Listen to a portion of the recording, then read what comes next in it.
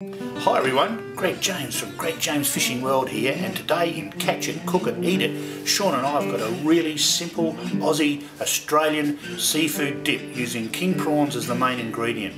For the first step in this, I'll now run through with you the ingredients you'll need. So we've got some mirin seasoning rice wine, we have some pure light sour cream, we have some mayonnaise.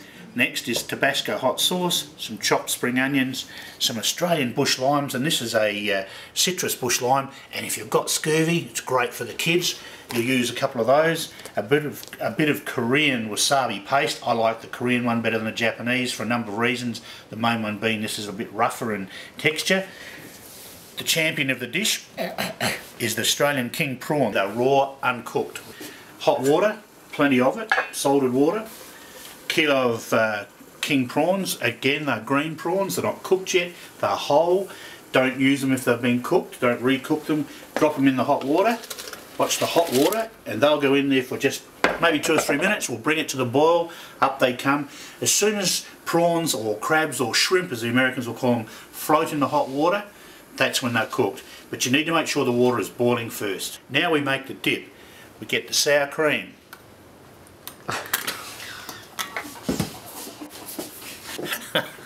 I did that deliberately. Now we have the sour cream, and we use about half of this container worth. We just scoop it into the bowl. Beautiful sour cream. We've got a generous, there we go, a generous squirt of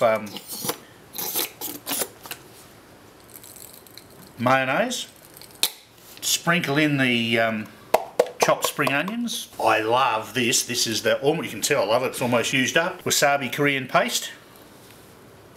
That'll give it a nice bit of tang. A little bit of the Tabasco hot sauce. This is a ripper.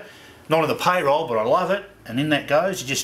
You use a lot of this to taste, so you've got to make the dish several times. But I'm fairly liberal. I love my spicy food. Now, the trick about this is many chefs far more qualified or knowledgeable than I am will know. Don't mix it too much, otherwise the cream will curdle. So room temperature, and slowly mix it through in a glass bowl. Glass is better. Plastic will work. Plastic bowl is fine. But I'm just moving it around. Starting to get the spring onions suspended in the mix. Checking the prawns, they've been on for 2 or 3 minutes.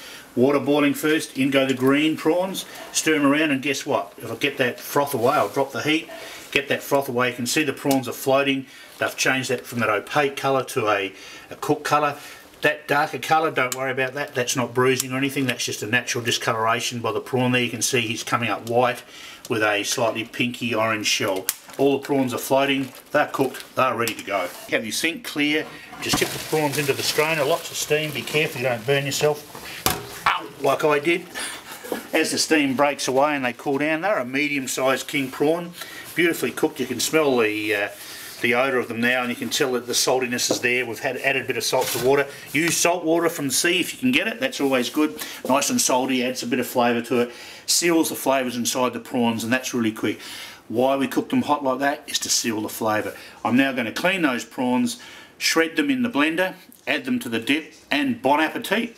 The biggest challenge is not to eat them as quick as you clean them, and we're ready to go. I love this. I might take this to bed with me.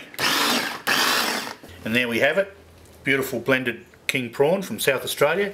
It's about an hour of adding them to the dip and just stirring them in slowly, allowing the contents to mix with what's there. It's quite claggy, quite chunked together, which happens with blenders. And what you've got there, look at that beautiful king prawn meat that's been cooked at home, cooked by yourself, and I'm just carefully folding it through. I'm not doing a big mix, I don't want to curdle the sour cream, so I'm just blending this through, tossing it over itself. You can see how much it's thickening and becoming a really quite an attractive looking prawn dip. And to pair this with a lovely wine, I'd pick a South Australian Sauvignon Blanc. A Riesling would be okay. Something on the slightly dry side, wouldn't go too sweet. Something cold and crisp is really good. Share that with some friends, and you'll have even more friends when it's over. The results of my hard work. I'm going to tuck into this beautiful king prawn dip with Tabasco and lots of hot spices, chilies and stuff like that.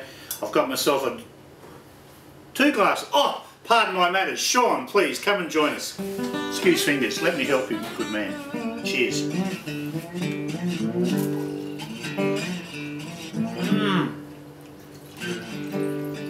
My goodness. That is delicious.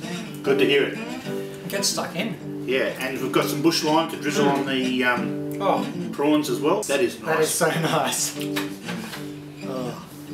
Actually, there's bites on the back of it, isn't it? On the back of your tongue. Bon appetit, and see you next time. Tight lines, everyone. It is good.